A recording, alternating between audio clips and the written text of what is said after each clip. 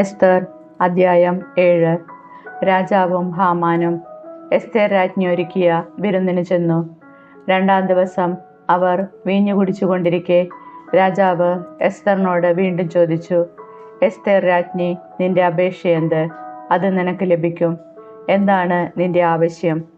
രാജ്യത്തിൻ്റെ പകുതി തന്നെ ആയാലും ശരി, അത് ഞാൻ നൽകാം. എസ്തേർ രാജ്ഞി പറഞ്ഞു, രാജാവേ, അങ്ങ് എന്നിൽ സംപ്രീതനാണെങ്കിൽ, രാജാവിന് ഇഷ്ടമാണെങ്കിൽ എൻ്റെ ജീവൻ രക്ഷിക്കണമെന്നാണ് എൻ്റെ അപേക്ഷ. എൻ്റെ ജനത്തെ രക്ഷിക്കണമെന്നാണ് എൻ്റെ ആവശ്യം. നശിപ്പിക്കപ്പെടാനും കൊല്ലപ്പെടാനും നിർമൂലനം ചെയ്യപ്പെടാനും ഞാനും എൻ്റെ ജനവും വിൽക്കപ്പെട്ടവരാണ്. ഞങ്ങൾ സ്ത്രീകളും പുരുഷന്മാരും വെറും അടിമകളായിട്ടാണ് വിൽക്കപ്പെട്ടിരുന്നതെങ്കിൽ ഞാൻ സമാധാനം വെടിയുകയില്ലായിരുന്നു. ഞങ്ങളുടെ നാശം രാജാവിന് നഷ്ടമായി തീരരുതല്ലോ. അഹസ്വേരോസ് രാജാവ് എസ്തേർ രാജ്ഞിയോട് ചോദിച്ചു, ഇത് ചെയ്യാൻ ധൈര്യപ്പെട്ടവനാർ? അവനെവിടെ? എസ്തേർ പറഞ്ഞു, വൈരിയും ശത്രുവും ദുഷ്ടനായ ഈ ഹാമാൻ തന്നെ. അപ്പോൾ ഹാമാൻ രാജാവിൻ്റെയും രാജ്ഞിയുടെയും മുൻപിൽ ഭയന്നു വിറച്ചു. രാജാവ് വിരുന്നു നിർത്തി കോപിച്ചെഴുന്നേറ്റ് രാജകീയ ഉദ്യാനത്തിലേക്ക് പോയി. എന്നാൽ ഹാമാൻ എസ്തേർ രാജ്ഞിയോട് തൻ്റെ ജീവൻ യാചിക്കാൻ അവിടെ നിന്നു. കാരണം തനിക്ക് രാജാവ് തിന്മ വിധിച്ചിരിക്കുന്നുവെന്ന് അവന് മനസ്സിലായി. എസ്തേർ ഇരുന്നിരുന്ന തൽപ്പത്തിൽ ഹാമാൻ വീഴുന്നത് കണ്ടുകൊണ്ടാണ് രാജാവ് ഉദ്യാനത്തിൽ നിന്ന് വീഞ്ഞു കുടിച്ചിരുന്ന സ്ഥലത്തേക്ക് മടങ്ങി വന്നത്. അവൻ ചോദിച്ചു, എൻ്റെ കൊട്ടാരത്തിൽ വെച്ച്, എൻ്റെ മുൻപിൽ വെച്ച് അവൻ രാജ്ഞിയെ ആക്രമിക്കുമോ? ഈ വാക്കുകൾ രാജാവ് ഉച്ചരിച്ച ഉടനെ അവർ ഹാമാന്റെ മുഖം മൂടി. രാജാവിനെ സേവിച്ചിരുന്ന ഷണ്ഡന്മാരിൽ ഒരാളായ ഹർബോണ പറഞ്ഞു, രാജാവിനെ രക്ഷിച്ച മൊർദെഖായിക്ക് വേണ്ടി ഹാമാൻ തയ്യാറാക്കിയ 50 മുഴം ഉയരമുള്ള കഴുമരം അവൻ്റെ വീട്ടിൽ നിൽക്കുന്നു. രാജാവ് കൽപ്പിച്ചു, അവനെ അതിൽ തന്നെ തൂക്കുക. അങ്ങനെ മൊർദെഖായിക്ക് വേണ്ടി ഹാമാൻ തയ്യാറാക്കിയ കഴുമരത്തിൽ അവനെ അവർ തൂക്കി. രാജാവിൻ്റെ കോപം ശമിച്ചു. എസ്തർ അദ്ധ്യായം 8. യഹൂദരുടെ ആഹ്ലാദം. ഈ എഴുത്തിൻ്റെ ഒരു പകർപ്പ് ഒരു കൽപ്പനയായി എല്ലാ പ്രവിശ്യകളിലും പ്രസിദ്ധീകരിക്കുകയും ജനതകളുടെ ഇടയിൽ വിളംബരം ചെയ്യുകയും വേണ്ടിയിരുന്നു. ആ ദിവസം യഹൂദർ തങ്ങളെ ആക്രമിക്കുന്ന ശത്രുക്കൾക്കെതിരെ പ്രതികാരം ചെയ്യാൻ തയ്യാറാകേണ്ടിയിരുന്നു. അതുകൊണ്ട് രാജാവിൻ്റെ സേവനത്തിനുപയോഗിച്ചിരുന്ന വേഗമേറിയ കുതിരയുടെ പുറത്ത് രാജകൽപ്പനയനുസരിച്ച് ദൂതന്മാർ ശീഘ്രം പുറപ്പെട്ടു. വിളംബരം തലസ്ഥാനമായ സൂസായിൽ പ്രസിദ്ധിപ്പെടുത്തി. സൂസ നഗരമാകെ ആർപ്പു വിളിക്കുകയും ആഹ്ലാദിക്കുകയും ചെയ്യവേ, മൊർദെഖായി നീലയും വെള്ളയുമായ രാജകീയ വസ്ത്രവും ഒരു വലിയ സ്വർണ്ണക്കിരീടവും നേരിയ ചണനൂൽ കൊണ്ടുള്ള ചെമന്ന മേലങ്കിയും അണിഞ്ഞ് രാജസന്നിധിയിൽ നിന്ന് പുറപ്പെട്ടു. യഹൂദർ പ്രസന്നരായി. അവർക്ക് സന്തുഷ്ടിയും ആനന്ദവും ബഹുമാനവും കൈവന്നു. രാജകൽപ്പനയും വിളംബരവും എത്തിയ സകല പ്രവിശ്യകളിലും നഗരങ്ങളിലും യഹൂദർ സന്തോഷിക്കുകയും ആഹ്ലാദിക്കുകയും ചെയ്തു. അവർക്ക് അത് വിശ്രമത്തിൻ്റെയും ഉത്സവാഘോഷത്തിൻ്റെയും ദിവസമായിരുന്നു. രാജ്യത്തെ ആളുകളിൽ അനേകം പേർ തങ്ങൾ യഹൂദരാണെന്ന് പ്രഖ്യാപിച്ചു. എന്തെന്നാൽ യഹൂദരെ കുറിച്ചുള്ള ഭയം അവരെ പിടികൂടിയിരുന്നു. എസ്തർ അദ്ധ്യായം 8. യഹൂദർക്ക് സംരക്ഷണം. അന്ന് അഹസ്വേരോസ് രാജാവ് യഹൂദരുടെ ശത്രുവായ ഹാമാന്റെ ഭവനം എസ്തേർ രാജ്ഞിക്ക് നൽകി. മൊർദെഖായി രാജസന്നിധിയിലെത്തി. അവൻ തനിക്കാരാണെന്ന് എസ്തേർ പറഞ്ഞിരുന്നു. രാജാവ് ഹാമാനിൽ നിന്നെടുത്ത തൻ്റെ മുദ്രമോതിരം മൊർദെഖായിക്ക് കൊടുത്തു. എസ്തേർ മൊർദെഖായിയെ ഹാമാന്റെ ഭവനമേൽപ്പിച്ചു. എസ്തേർ രാജാവിനോട് വീണ്ടും സംസാരിച്ചു. അവൾ അവൻ്റെ കാൽക്കൽ വീണ് യഹൂദർക്കെതിരെ അഗാഗ് വംശജനായ ഹാമാൻ നടത്തിയ ഗൂഢാലോചനയുടെ ഫലമായ വിപത്തിൽ നിന്ന് രക്ഷിക്കണമെന്ന് കണ്ണീരോടെ അപേക്ഷിച്ചു. രാജാവ് സ്വർണ്ണ ചെങ്കോൽ അവൾക്കു നേരെ നീട്ടി. എസ്തേർ എഴുന്നേറ്റ് രാജാവിൻ്റെ മുൻപിൽ നിന്നു. അവൾ പറഞ്ഞു, രാജാവിന് ഇഷ്ടമാണെങ്കിൽ, എന്നോട് പ്രീതിയുണ്ടെങ്കിൽ, ശരിയെന്ന് തോന്നുന്നെങ്കിൽ, അങ്ങേക്ക് ഞാൻ പ്രിയപ്പെട്ടവളാണെങ്കിൽ, രാജാവിൻ്റെ സകല പ്രവിശ്യകളിലുമുള്ള യഹൂദരെ നശിപ്പിക്കാൻ വേണ്ടി ഹമ്മേദാദയുടെ മകനും അഗാഗ് വംശജനുമായ ഹാമാനുണ്ടാക്കിയ എഴുത്തുകൾ പിൻവലിക്കുന്ന ഒരു കൽപ്പന പുറപ്പെടുവിച്ചാലും. എങ്ങനെയാണ് ഞാൻ എൻ്റെ ജനത്തിൻ്റെ നാശം കണ്ടിരിക്കുക? ബന്ധുജനങ്ങളുടെ നാശം ഞാൻ എങ്ങനെ സഹിക്കും? അപ്പോൾ അഹസ്വേരോസ് രാജാവ് എസ്തേർ രാജ്ഞിയോടും യഹൂദനായ മൊർദെഖായോടും പറഞ്ഞു, ഇതാ ഹാമാന്റെ ഭവനം. ഞാൻ എസ്തേറിന് വിട്ടുകൊടുത്തിരിക്കുന്നു. യഹൂദരെ വധിക്കാൻ ഉദ്യമിച്ചതുകൊണ്ട് അവർ അവനെ കഴിവിലേറ്റി. യഹൂദരുടെ കാര്യത്തിൽ നിങ്ങൾക്കിഷ്ടമുള്ളതുപോലെ രാജാവിൻ്റെ നാമത്തിൽ എഴുതുകയും രാജാവിൻ്റെ മോതിരം കൊണ്ട് മുദ്രവയ്ക്കുകയും ചെയ്യുക. രാജനാമത്തിൽ എഴുതപ്പെട്ട് രാജമോതിരത്താൽ മുദ്രവയ്ക്കപ്പെടുന്ന വിളംബരം ആർക്കും ദുർബലമാക്കാനാവുകയില്ല. അക്കാലത്ത് 3-ാം മാസം സീവാൻ മാസം 23-ാം ദിവസം രാജാവിൻ്റെ എഴുത്തുകാരെ വിളിച്ചു വരുത്തി ഇന്ത്യ മുതൽ എത്യോപ്യ വരെയുള്ള 127 പ്രവിശ്യകളിലെ ഭരണാധിപന്മാർക്കും ദേശാധിപതികൾക്കും പ്രഭുക്കന്മാർക്കും യഹൂദരെ സംബന്ധിച്ച് മൊർദെഖായി കൽപ്പിച്ചതൊക്കെയും അനുസരിച്ച് ഒരു കൽപ്പന എഴുതി അയച്ചു. ഓരോ പ്രവിശ്യയ്ക്കും അതിൻ്റെ ലിപിയിലും ഓരോ ജനതയ്ക്കും അതിൻ്റെ ഭാഷയിലുമാണ് അത് എഴുതിയത്. ഇത് അഹസ്വേരോസ് രാജാവിൻ്റെ നാമത്തിൽ എഴുതി മുദ്രവച്ചു. രാജാവിൻ്റെ ലായത്തിൽ വളർന്നവയും രാജകീയ ആവശ്യങ്ങൾക്ക് ഉപയോഗിച്ചിരുന്നവയും വേഗതയേറിയവയുമായ കുതിരകളുടെ പുറത്തു കയറി ദൂതന്മാർ കത്തുകൾ കൊണ്ടുപോയി. അഹസ്വേരോസ് രാജാവിൻ്റെ സകല പ്രവിശ്യകളിലും 12-ാം മാസമായ ആദാർ 13-ാം ദിവസം ഓരോ നഗരത്തിലും യഹൂദർ ഒരുമിച്ച് കൂടാനും തങ്ങളെ ആക്രമിക്കുന്ന ഏത് പ്രവിശ്യയുടെയും ജനതയുടെയും ആയുധസജ്ജമായ ശക്തിയെ ചെറുക്കാനും അവരെ കുട്ടികളും സ്ത്രീകളുമടക്കം നശിപ്പിക്കാനും കൊല്ലാനും അവരുടെ വസ്തുക്കൾ കൊള്ളയടിക്കാനും പ്രസ്തുത കത്തുകൾ വഴി രാജാവ് യഹൂദർക്ക് അനുവാദം നൽകി. എസ്തർ അദ്ധ്യായം 16. രാജശാസനം. കത്തിൻ്റെ പകർപ്പ് മഹാരാജാവായ അഹസ്വേരോസ് ഇന്ത്യ മുതൽ എത്യോപ്യ വരെയുള്ള 127 പ്രവിശ്യകളിലെ ഭരണാധിപന്മാർക്കും നമ്മുടെ ഭരണത്തോട് കൂറുള്ള ഏവർക്കും അഭിവാദനങ്ങൾ അർപ്പിക്കുന്നു. ഉപകാരികൾ എത്ര വലിയ കാരുണ്യത്തോടെ ബഹുമാനിക്കുന്നുവോ അത്രയധികം പലരും അഹങ്കരിക്കുന്നു. അവർ നമ്മുടെ പ്രജകളെ ഞെരുക്കാൻ ശ്രമിക്കുക മാത്രമല്ല, ഐശ്വര്യം കണ്ട് സഹിക്കാനാവാതെ തങ്ങളുടെ ഉപകാരികൾക്കെതിരെ ഗൂഢാലോചന നടത്തുകയും ചെയ്യുന്നു. കൃതജ്ഞതാഭാവം മനുഷ്യരിൽ നിന്ന് നീക്കിക്കളയുന്നു. കൂടാതെ നന്മ അറിയാത്തവരുടെ വീമ്പടി കേട്ട് അവർ ഇളകിവശാകുന്നു. എല്ലാം എപ്പോഴും കാണുന്നവനും തിന്മ വെറുക്കുന്നവനുമായ ദൈവത്തിൻ്റെ നീതിയിൽ നിന്ന് രക്ഷപ്പെടാമെന്ന് സങ്കല്പിക്കുന്നു. പലപ്പോഴും അധികാരസ്ഥാനങ്ങളിൽ നിയുക്തരായവർ നിഷ്കളങ്ക രക്തം ചൊരിയുന്നതിൽ ഭാഗികമായ ഉത്തരവാദികളായിട്ടുണ്ട്. പൊതുകാര്യങ്ങളുടെ ഭരണം ഏൽപ്പിക്കപ്പെട്ടിട്ടുള്ള സ്നേഹിതന്മാരുടെ പ്രേരണ നിമിത്തം അപരിഹാര്യമായ ദുരിതങ്ങൾ ഇവർ വരുത്തിവെച്ചിട്ടുണ്ട്. ഇവർ തങ്ങളുടെ ദുസ്വഭാവത്തിൽ നിന്ന് വരുന്ന നീചമായ വഞ്ചന നിമിത്തം തങ്ങളുടെ പരമാധികാരികളുടെ ആത്മാർത്ഥമായ സന്മനസ്സിനെ കബളിപ്പിക്കുന്നു. അയോഗ്യമായി അധികാരം കൈയാളുന്നവരുടെ വിനാശകരമായ പെരുമാറ്റത്തിലൂടെ നടത്തിയ ദുഷ്ടതകൾ പുരാതന രേഖകളിൽ കാണുന്നതിലധികം നാം അടുത്ത കാലത്ത് നടത്തിയ അന്വേഷണങ്ങൾ കൊണ്ട് തെളിഞ്ഞിട്ടുണ്ട്. ഭാവിയിൽ നമ്മുടെ രാജ്യത്ത് എല്ലാ മനുഷ്യരുടെയും ഇടയിൽ ശാന്തിയും സമാധാനവും പുലരാൻ നാം കൂടുതൽ ശ്രദ്ധ ചെലുത്തും. അതിനായി നമ്മുടെ ഭരണരീതി മാറ്റുകയും എപ്പോഴും നമ്മുടെ കൺമുന്നിലെത്തുന്ന കാര്യങ്ങൾ കൂടുതൽ സമഭാവന നിറഞ്ഞ പരിഗണനയോടെ വിധിക്കുകയും ചെയ്യും. ഹമ്മേദാദയുടെ മകനും മക്കതോനിയക്കാരനും തീർച്ചയായും പേർഷ്യൻ രക്തത്തിന് അന്യനും നമ്മുടെ ദയേതും തീണ്ടിയിട്ടില്ലാത്തവനുമായ ഹാമാൻ നമ്മുടെ അതിഥിയായി ഇത്രയും കാലം എല്ലാ ജനതകളുടെയും നേരെ നമുക്കുള്ള സന്മനസ്സിൻ്റെ ഫലം അനുഭവിച്ചു. നാം അവനെ പിതാവെന്ന് വിളിക്കുകയും എല്ലാവരും എന്നും അവനെ രാജസിംഹാസനത്തിൻ്റെ 2-ാം സ്ഥാനക്കാരനായി കുമ്പിട്ട് വണങ്ങുകയും ചെയ്തു പോന്നു. എന്നാൽ അഹങ്കാരം അടക്കാനാവാതെ അവൻ നമ്മുടെ രാജ്യവും ജീവനും തട്ടിയെടുക്കാൻ തുനിഞ്ഞിറങ്ങി. കാപട്യവും കൗടില്യവും കൊണ്ട് അവൻ നമ്മുടെ രക്ഷകനും സ്ഥിരം ഉപകാരിയുമായ മൊർദെഖായെയും നമ്മുടെ നിഷ്കളങ്കയായ സഹധർമ്മിണി എസ്തറിനെയും അവരോടൊപ്പം അവരുടെ ജനത്തെയും നശിപ്പിക്കാൻ അനുവാദം ചോദിച്ചു. ഇങ്ങനെ നാം അരക്ഷിതനാകുമെന്നും തൽഫലമായി രാജ്യം പേർഷ്യക്കാരിൽ നിന്ന് മക്കതോനിയക്കാരിലേക്ക് കൈമാറുമെന്നും അവൻ കരുതി. പക്ഷേ അഭിശപ്തനായ ഇവനാൽ പൂർണ്ണനാശത്തിന് വിൽക്കപ്പെട്ട യഹൂദർ ദുഷ്ടത പ്രവർത്തിക്കുന്നവരല്ലെന്നും ഏറ്റവും നീതിയുക്തമായ നിയമങ്ങളാൽ നയിക്കപ്പെടുന്നവരാണെന്നും ഏറ്റവും ശക്തനായ ജീവിക്കുന്ന ദൈവമായ അത്യുന്നതൻ്റെ മക്കളാണെന്നും ഞാൻ കാണുന്നു. നമുക്കും നമ്മുടെ പിതാക്കന്മാർക്കും വേണ്ടി രാജ്യത്തെ ഏറ്റവും ഉത്തമമായ രീതിയിൽ നയിച്ചത് ആ ദൈവമാണ്. ആകയാൽ ഹമ്മേദാദയുടെ മകൻ ഹാമാൻ അയച്ച കത്തുകൾ നടപ്പിലാക്കാതിരിക്കാൻ നിങ്ങൾ പ്രത്യേകം ശ്രദ്ധിക്കണം.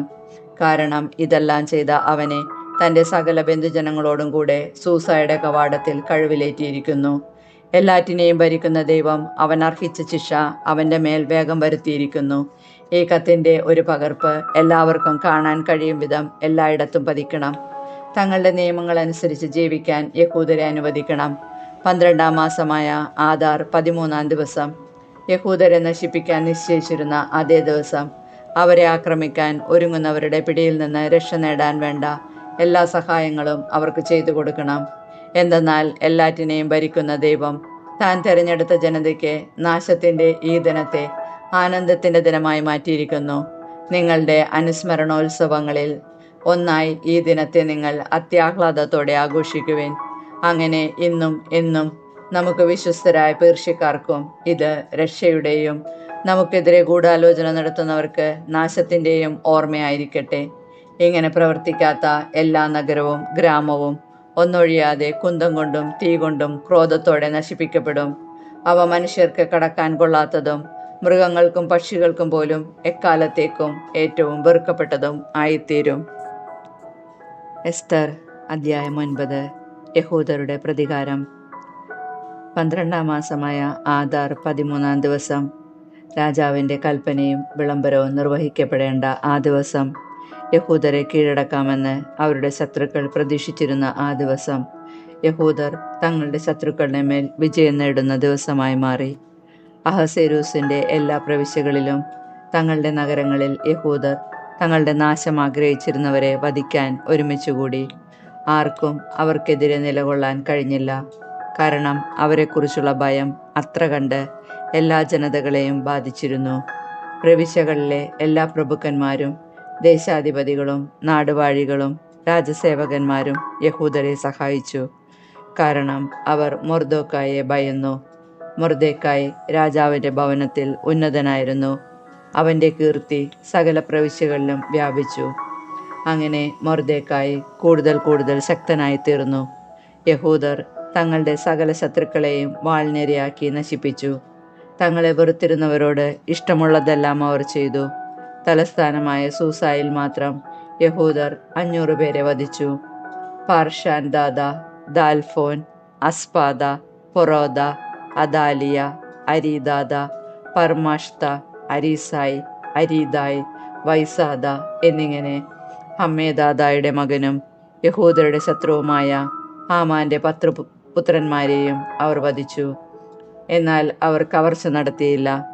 തലസ്ഥാനമായ സൂസായിൽ കൊല്ലപ്പെട്ടവരുടെ സംഖ്യ അന്ന് തന്നെ രാജാവിനെ അറിയിച്ചു.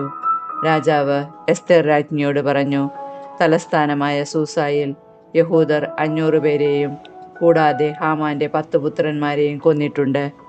അപ്പോൾ രാജാവിൻ്റെ മറ്റു പ്രവിശ്യകളിൽ അവർ എന്തു തന്നെ ചെയ്തിരിക്കുകയില്ല. ഇനി നിന്റെ അപേക്ഷ എന്താണ്? അത് നിനക്ക് ഞാൻ സാധിച്ചു തരാം. നിന്റെ അടുത്ത ആവശ്യമെന്ത്? അത് നിവർത്തിച്ചു തരാം. എസ്തേർ പറഞ്ഞു, രാജാവിന് ഇഷ്ടമെങ്കിൽ ഇന്നത്തെ വിളംബരമനുസരിച്ച് നാളെയും പ്രവർത്തിക്കാൻ സൂസായിലുള്ള യഹൂദരെ അനുവദിച്ചാലും ഹാമാൻ്റെ 10 പുത്രന്മാരെയും കഴിവിലേറ്റട്ടെ. അങ്ങനെ ചെയ്യുന്നതിന് രാജാവ് കൽപ്പന നൽകി.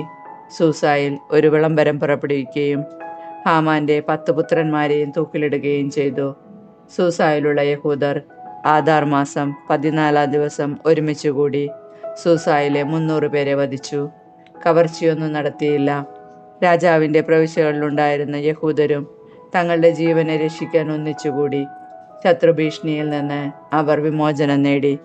തങ്ങളെ വെറുത്തിരുന്ന 75,000 പേരെ അവർ കൊന്നു. പക്ഷേ അവർ കവർച്ച നടത്തിയില്ല. ഇത് ആദാർ മാസം 13-ാം ദിവസമായിരുന്നു. 14-ാം ദിവസം അവർ വിശ്രമിച്ചു. അത് ഉത്സവത്തിൻ്റെയും സന്തോഷത്തിൻ്റെയും ദിനമായിരുന്നു. എന്നാൽ സൂസായിലെ യഹൂദർ 13ഉം 14ഉം ദിവസങ്ങളിൽ ഒന്നിച്ചുകൂടുകയും 15-ാം ദിവസം വിശ്രമിച്ചുകൊണ്ട് അത് വിരുന്നിൻ്റെയും സന്തോഷത്തിൻ്റെയും ദിനമാക്കുകയും ചെയ്തു. ഇതുകൊണ്ടാണ് ചെറിയ പട്ടണങ്ങളിൽ വസിക്കുന്ന ഗ്രാമീണരായ യഹൂദർ ആദാർ മാസം 14-ാം ദിവസം സന്തോഷത്തിൻ്റെയും വിരുന്നിൻ്റെയും വിശ്രമത്തിൻ്റെയും സമ്മാനങ്ങൾ പരസ്പരം കൈമാറുന്നതിൻ്റെ ദിനമായി ആചരിക്കുന്നത്. പൂരീം തിരുനാൾ. മൊർദെഖായി ഇതെല്ലാം രേഖപ്പെടുത്തി. അഹസ്വേരോസ് രാജാവിൻ്റെ സകല പ്രവിശ്യകളിലുമുള്ള സമീപസ്ഥരും വിദൂരസ്ഥരുമായ സകലർക്കും യഹൂദർക്കും എല്ലാ വർഷവും ആദാർ മാസം 14ഉം 15ഉം ദിവസങ്ങൾ ശത്രുക്കളിൽ നിന്നുള്ള മോചനത്തിൻ്റെ ദിനങ്ങളായും ആ മാസം ദുഃഖം സന്തോഷമായും വിലാപം വിശ്രമമായും തീർന്ന മാസമായും ആചരിക്കണമെന്ന് അവൻ എഴുതി. വിരുന്നിൻ്റെയും സന്തോഷത്തിൻ്റെയും ദിനങ്ങളായി, പരസ്പരം സമ്മാനങ്ങളും ദരിദ്രർക്ക് ദാനങ്ങളും കൊടുക്കുന്ന ദിനങ്ങളായി അത് ആചരിക്കണമെന്നും അവൻ എഴുതി. അങ്ങനെ തങ്ങൾ ആരംഭിച്ചതുപോലെയും മൊർദെഖായി എഴുതിയതുപോലെയും യഹൂദർ ആചരിച്ചു തുടങ്ങി. കാരണം അഗാഗ്യനും ഹമ്മേദാദയുടെ മകനും സകല യഹൂദരുടെ ശത്രുവുമായ ഹാമാൻ യഹൂദരെ നശിപ്പിക്കാൻ ഗൂഢാലോചന നടത്തുകയും അവരെ തകർത്ത് ഇല്ലാതാക്കാൻ പൂര് അഥവാ നറുക്കിടുകയും ചെയ്തിരുന്നു. എന്നാൽ എസ്തർ രാജസന്നിധിയിലെത്തിയപ്പോൾ യഹൂദർക്കെതിരെ ഉണ്ടാക്കിയ അവൻ്റെ ദുഷ്ടമായ ഉപായം അവൻ്റെ തലയിൽ തന്നെ പതിക്കുന്നതിനും അവനെയും അവൻ്റെ മക്കളെയും കഴിവിലേറ്റുന്നതിനും വേണ്ടി രാജാവ് കൽപ്പന എഴുതി കൊടുത്തു. ആകയാൽ പൂര് എന്ന പേരിൽ നിന്ന് അവർ ഈ ദിവസങ്ങളെ പുരീം എന്ന് വിളിച്ചു. ഈ കത്തിൽ എഴുതിയിരുന്നതും ഇക്കാര്യത്തിൽ തങ്ങൾക്ക് നേരിടേണ്ടി വന്നതും സംഭവിച്ചതുമായ കാര്യങ്ങളും നിമിത്തം തങ്ങളും തങ്ങളുടെ സന്തതികളും തങ്ങളോട് ചേരുന്നവരും എഴുതപ്പെട്ടതനുസരിച്ച് മുടക്കം കൂടാതെ ഓരോ വർഷവും ഈ സമയത്ത് ഈ 2 ദിവസങ്ങളും ഓരോ തലമുറയിലും ഓരോ കുടുംബത്തിലും പ്രവിശ്യയിലും നഗരത്തിലും ഓർമ്മിക്കുന്നതിനും ആഘോഷിക്കുന്നതിനും പുരീം ദിനങ്ങൾ മറന്നുകളയുകയോ ഈ ദിനങ്ങളുടെ ഓർമ്മ തങ്ങളുടെ സന്തതികളുടെ ഇടയിൽ നിന്ന് മാഞ്ഞു പോവുകയോ ചെയ്യാതിരിക്കുന്നതിനും വേണ്ടി യഹൂദർ നിയമം നിർമ്മിക്കുകയും അപ്രകാരം ആചരിച്ചു പോരുകയും ചെയ്തു. അബീഹായിലിൻ്റെ മകളായ എസ്തേർ രാജ്ഞിയും യഹൂദനായ മൊർദെഖായിയും പുരീമിനെ സംബന്ധിക്കുന്ന ഈ 2ാമത്തെ കത്തിന് രേഖാമൂലം ആധികാരികമായ സ്ഥിരീകരണം നൽകി. സമാധാനത്തിൻ്റെയും സത്യത്തിൻ്റെയും വാക്കുകളിൽ അഹസ്വേരോസിൻ്റെ 127 പ്രവിശ്യകളിലുമുള്ള സകല യഹൂദർക്കും കത്തുകൾ അയച്ചു. പുരീമിൻ്റെ ഈ ദിനങ്ങൾ നിശ്ചിത കാലങ്ങളിൽ യഹൂദനായ മൊർദെഖായിയും എസ്തേർ രാജ്ഞിയും യഹൂദരോട് ആജ്ഞാപിച്ചതുപോലെയും യഹൂദർ തന്നെ തങ്ങൾക്കും തങ്ങളുടെ സന്തതികൾക്കും വേണ്ടി ഉപവാസത്തെയും വിലാപത്തെയും കുറിച്ച് തീരുമാനിച്ചതുപോലെയും ആചരിക്കുന്നതിനു വേണ്ടിയായിരുന്നു അത്. എസ്തേർ രാജ്ഞിയുടെ കൽപ്പന പുരീമിൻ്റെ ഈ ആചാരങ്ങൾ ക്രമീകരിക്കുകയും അവ രേഖപ്പെടുത്തുകയും ചെയ്തു. എസ്തർ അദ്ധ്യായം 10. മൊർദെഖായിയുടെ മഹത്വം. അഹസ്വേരോസ് രാജാവ് ദേശത്തും തീരപ്രദേശങ്ങളിലും കരം ചുമത്തി. അവൻ്റെ വീരപ്രവൃത്തികളും മൊർദെഖായിക്ക് നൽകിയ ഉന്നത സ്ഥാനങ്ങളുടെ വിവരവും മേദിയായിലെയും പേർഷ്യയിലെയും രാജാക്കന്മാരുടെ ദിനവൃത്താന്തത്തിൽ എഴുതപ്പെട്ടിട്ടുണ്ടല്ലോ. യഹൂദനായ മൊർദെഖായി അഹസ്വേരോസ് രാജാവിന് തൊട്ടടുത്ത സ്ഥാനമുള്ളവനും യഹൂദരുടെ ഇടയിൽ ഉന്നതനും തൻ്റെ വിപുലമായ സഹോദരഗണത്തിന് സുസമ്മതനുമായിരുന്നു. എന്തെന്നാൽ അവൻ സ്വജനത്തിൻ്റെ ക്ഷേമത്തിനും സമാധാനത്തിനും വേണ്ടി പ്രവർത്തിച്ചു. മൊർദെഖായി പറഞ്ഞു, ഇതെല്ലാം ദൈവത്തിൽ നിന്നാണ് വന്നത്. ഇവയെക്കുറിച്ച് എനിക്കുണ്ടായ സ്വപ്നം ഞാൻ ഓർമ്മിക്കുന്നു. അതിലൊന്നുപോലും സംഭവിക്കാതിരുന്നില്ല. നദിയായി മാറിയ കൊച്ചരുവി, പ്രകാശവും സൂര്യനും സമൃദ്ധമായ ജലവും ആ നദിയാണ് രാജാവ് പരിഗ്രഹിച്ച് രാജ്ഞിയാക്കിയ എസ്തേർ. 2 ഭീകരസത്വങ്ങൾ ഹാമാനും ഞാനുമാണ്. ജനതകൾ യഹൂദരുടെ നാമം നശിപ്പിക്കാൻ ഒരുമിച്ച് കൂടിയവരാണ്. എൻ്റെ ജനമാകട്ടെ ദൈവത്തോട് നിലവിളിക്കുകയും രക്ഷിക്കപ്പെടുകയും ചെയ്ത ഈ ഇസ്രായേലാണ്. കർത്താവ് തൻ്റെ ജനത്തെ രക്ഷിച്ചിരിക്കുന്നു. ഈ തിന്മകളിൽ നിന്നെല്ലാം കർത്താവ് ഞങ്ങളെ മോചിപ്പിച്ചിരിക്കുന്നു. ജനതകളുടെ ഇടയിൽ സംഭവിച്ചിട്ടില്ലാത്ത വലിയ അടയാളങ്ങളും അത്ഭുതങ്ങളും ദൈവം ചെയ്തിരിക്കുന്നു. ഈ ലക്ഷ്യത്തിനു വേണ്ടി ദൈവം തൻ്റെ ജനത്തിന് ഒന്നും മറ്റുള്ള ജനതയ്ക്കും വേണ്ടി മറ്റൊന്നുമായി 2 നറുക്കുണ്ടാക്കി. നറുക്കിൻ പ്രകാരം സകല ജനതകളുടെയും ഇടയിൽ ദൈവം നിശ്ചയിച്ച നാഴികയിലും നിമിഷത്തിലും ദിവസത്തിലും സംഭവിച്ചു. കർത്താവ് തൻ്റെ ജനത്തെ സ്മരിക്കുകയും തൻ്റെ അവകാശത്തിന് വേണ്ടി പ്രതികാരം ചെയ്യുകയും ചെയ്തു. ആകയാൽ അവർ ആദാർ മാസം 14 15 ദിവസങ്ങളിൽ ദൈവസന്നദ്ധിയിൽ ആനന്ദത്തോടും ആഹ്ലാദത്തോടും കൂടെ സമ്മേളിച്ച് തലമുറ തലമുറയായി തൻ്റെ ജനമായ ഇസ്രായേലിൽ എന്നേക്കും ഇത് ആചരിക്കണം. എസ്തർ അദ്ധ്യായം 11. ഗ്രീക്ക് പരിഭാഷ. ടോളമിയുടെയും ക്ലെയോപാത്രയുടെയും വാഴ്ചയുടെ 4-ാം വർഷം പുരോഹിതനും ലേവ്യനുമാണെന്ന് അവകാശപ്പെടുന്ന ദൊസിത്തേവൂസും മകൻ ടോളമിയും പുരീമിനെക്കുറിച്ചുള്ള മുകളിൽ കൊടുത്ത കത്ത് ഈജിപ്തിലേക്ക് കൊണ്ടുവന്നു. ഈ കത്ത് അകൃത്രിമമാണെന്നും ജെറുസലേം നിവാസിയും ടോളമിയുടെ മകനുമായ ലിസിമാക്കുസ് വിവർത്തനം ചെയ്തതാണെന്നും അവർ പറഞ്ഞു.